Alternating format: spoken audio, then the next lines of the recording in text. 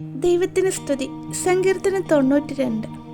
യഹോവയ്ക്ക് സ്തോത്രം ചെയ്യുന്നതും അത്യുന്നതനായുള്ളവയെ നിന്റെ നാമത്തെ കീർത്തിക്കുന്നതും 10 കമ്പിയുള്ള വാദിത്രം കൊണ്ടും വീണ കൊണ്ടും ഗംഭീര സ്വരമുള്ള കിന്നരം കൊണ്ടും രാവിലെ നിന്റെ ദയയും രാത്രി തോറും നിന്റെ വിശ്വസ്തതയും വർണ്ണിക്കുന്നത് നല്ലത്. യഹോവയെ നിന്റെ പ്രവൃത്തി കൊണ്ട് നീ എന്നെ സന്തോഷിപ്പിക്കുന്നു. ഞാൻ നിന്റെ കൈകളുടെ പ്രവൃത്തികളെക്കുറിച്ച് ഘോഷിച്ചുല്ലസിക്കുന്നു. യഹോവേ, നിന്റെ പ്രവൃത്തികൾ എത്ര വലിയവയാകുന്നു! നിന്റെ വിചാരങ്ങൾ അത്യന്തം അഗാധമായവ തന്നെ.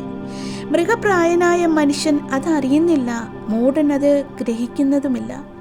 ദുഷ്ടന്മാർ പുല്ലുപോലെ മുളയ്ക്കുന്നതും നീതികേട് പ്രവർത്തിക്കാനൊക്കെയും തഴയ്ക്കുന്നതും എന്നേക്കും നശിച്ചു പോകേണ്ടതിനാകുന്നു. നീയോ യഹോവേ എന്നേക്കും അത്യുന്നതനാകുന്നു. യഹോവേ, ഇതാ നിന്റെ ശത്രുക്കൾ നശിച്ചു പോകുന്നു. നീതികേട് പ്രവർത്തിക്കുന്ന ഏവരും ചിതറിപ്പോകും. എങ്കിലും എൻ്റെ കൊമ്പ് നീ കാട്ടുപോത്തിൻ്റെ കൊമ്പ് പോലെ ഉയർത്തും. പുതിയ എണ്ണ എന്നെ തേപ്പിക്കുന്നു. എൻ്റെ കണ്ണ് എൻ്റെ ശത്രുക്കളെ കണ്ടും എൻ്റെ ചെവി എന്നോട് എതിർക്കുന്ന ദുഷ്കർമ്മികളെക്കുറിച്ച് കേട്ടും രസിക്കും.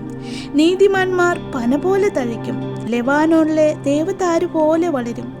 യഹോവയുടെ ആലയത്തിൽ നടുതലയായവൻ നമ്മുടെ ദൈവത്തിൻ്റെ പ്രകാരങ്ങളിൽ തഴയ്ക്കും.